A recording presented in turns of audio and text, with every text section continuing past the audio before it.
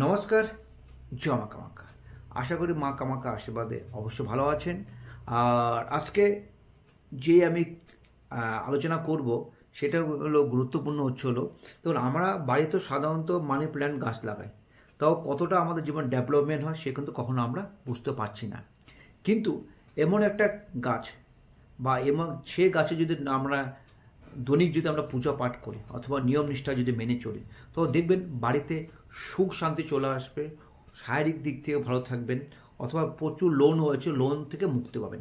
আমি 100% বলছি অবশ্যই কাজ হবে, কারণ আমার যা টোটকা বা যা ক্রিয়া সেটা আমার নয়, কারণ আমার 4th জেনারেশন, আমার ঠাকুরদা বাবা, ওনার বাবার যে পুঁথি বা যে বই খাতা লেখা আছে সেখান থেকে টোটকাগুলো আমি দিই।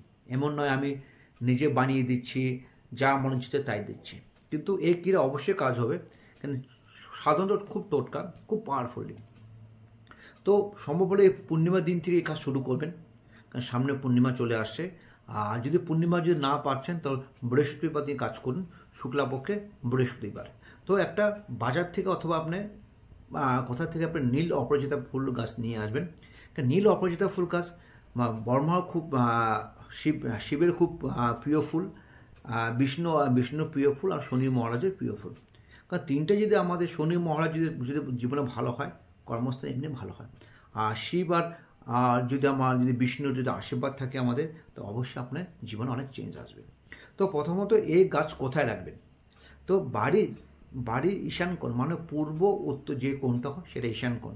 সেই ঈশান কোণে রেখে যদি আপনি টপে রাখুন বা যেখানে রাখুন, সে যার কোনো ফ্ল্যাট আছে ফ্ল্যাটে রাখুন, অথবা আপনার বাড়িতে ঈশান কোণে টপে রাখবেন সুন্দরভাবে রেখে, সেখানে রোজ সকালে উঠে যদি ফুল দিয়ে জল দিয়ে পূজা করুন, তো দেখবেন ঈশান কোণে যদি পূজা করা হয়, প্রথমত আমাদের হেলথ থেকে মুক্তি পাবেন।